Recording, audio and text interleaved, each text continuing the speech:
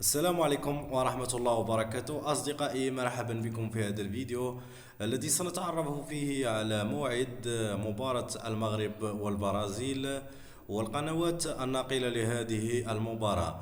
ولكن قبل ذلك أتمنى منكم أصدقائي أن تشتركوا في القناة وتفعلوا زر الجرس لكي يصلكم كل جديد في حينه. إذا أصدقائي، يستعد المنتخب الوطني المغربي الأولمبي لمواجهة منتخب البرازيل في مباراتين وديتين في إطار الاستعداد للمشاركة في ألعاب أولمبياد باريس العام المقبل. وسيلتقي المنتخب المغربي الأولمبي في مباراتين وديتين أمام البرازيل.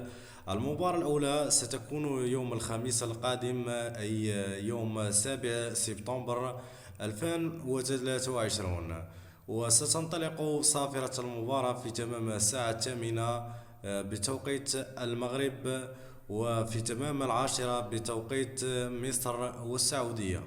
وسيتم بث المباراتين على القناة الرياضية الفضائية. وستلعب كذلك المباراة الثانية يوم 11 من نصف الشهر، شهر 9. والآن أصدقائي سنتعرف على قائمة المنتخب الوطني الأولمبي والمدعوة من طرف الناخب الوطني عصام الشرعي لهذه المواجهتين.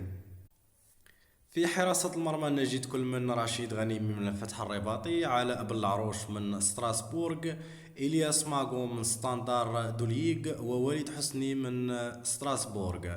أما في الدفاع فنجد أكرم النقاش من اتحاد توارغا، ثم مهدي بوكامير من شارلوروا، شادي رياض من ريال بيتيس، أيمن الوفي من لوغانو، محمد جواب من ستادرين، أشرف العزيري من أولمبيك ليون، أيوب العمراوي من نيس، ثم وليد محمدي من فورت الألماني، ثم ضياء الدين جرمومي من أياكس أمستردام الهولندي.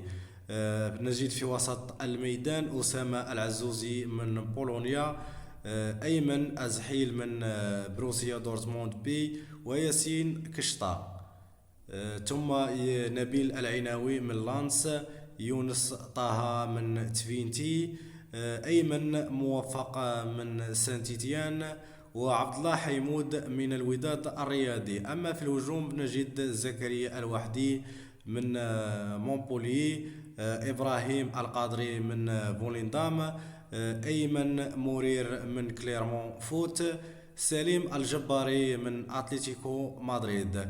ثم نجد يانيس بقراوي من تولوز الفرنسي، عبد الله الريحاني من أتلتيكو مدريد، أمين الوزاني، حمزة إيغامان من الجيش الملكي. إذن أصدقائي، كانت هذه هي اللائحة التي نادى عليها الناخب الوطني عصام الشرعي. وشهدت اللائحة أيضا غياب كل من عبد الصمد الزلزولي، ولامين بوشواري، بلال الخنوس، وإبراهيم صلاح لتواجدهم مع المنتخب الوطني للكبار.